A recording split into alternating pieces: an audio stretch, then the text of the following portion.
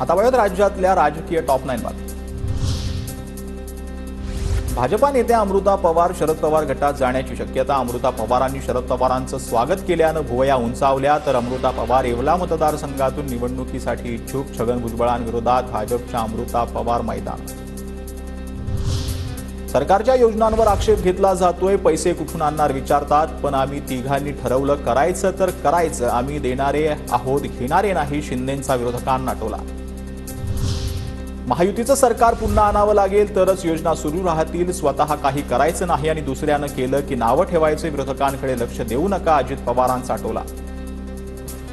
बहिणींना सांगायचंय, या योजना पुढे कायमच्या पाहिजे असतील चालू तर महायुतीच्या सर्वांना तुम्ही चांगल्या मताधिक्याने विजयी करा, कायमच्या योजना चालू राहतील।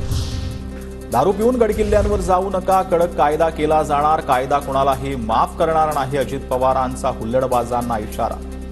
मला काही तरुणांना पण आव्हान करायचंय की बाबांनो, तिथं तुम्ही जात असताना वेड्या वाकड्या गोष्टी करू नका, त्याकरता कायदा अधिक कडक केला जाणार आहे। त्या कायद्याचा असा बडगा त्याला बसेल की कायमची त्याचा जीव असेपर्यंत त्याची कायमची उतरलीच जाईल।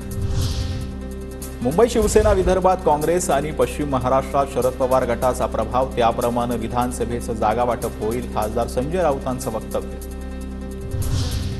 काँग्रेसच्या फुटलेल्या आमदारांवर कठोर कारवाई होणार, फुटलेल्या 7 आमदारांचं निलंबन होण्याची शक्यता, मल्लिकार्जुन खरगे आणि केसी वेणुगोपाल घोषणा करणार।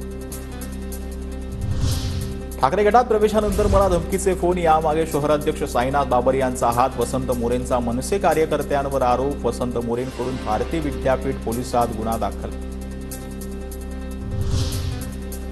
काही लोकांना आधी सुपरमॅन नंतर देव बनायचं असतं, सरसंघचालक मोहन भागवत यांचं वक्तव्य। तर नॉन बायोलॉजिकल पंतप्रधानांना या ताज्या अग्नी क्षेपणास्त्राची माहिती मिळालीच असेल, काँग्रेसची पंतप्रधान मोदींवर टीका। लेकिन मानवता नहीं, इंसानियत नहीं है, वो मनुष्य बन जाए असली पहले, वहां जाने के बाद उसको लगता है लेकिन मनुष्य से कोई होते अतिमानव, सुपरमॅन कहते, सुपरमॅनच्या पायाखालची बहुमताची सतरंजी कॉमन मॅननं खेचून घेतली, मोहन भागवतांच्या वक्तव्यावर भाजपनं चिंतन करावं, खासदार संजय राऊतांचा भाजपवर निशाणा।